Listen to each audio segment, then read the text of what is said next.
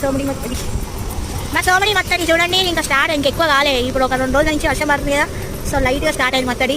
ఇంక ఇట్లనే వర్షం పడ్డది అనుకో 2 days చాలా వస్తాయి. ఈ రోడ్ మీద దాకా కూడా వస్తుంది వాటర్. చూడండి చేపలు పడుతున్నారు వీళ్ళు, చిన్న చిన్న చేపలు పడుతున్నాయి. ఏ వర్షం చూడండి మా సోమడి మత్తడి.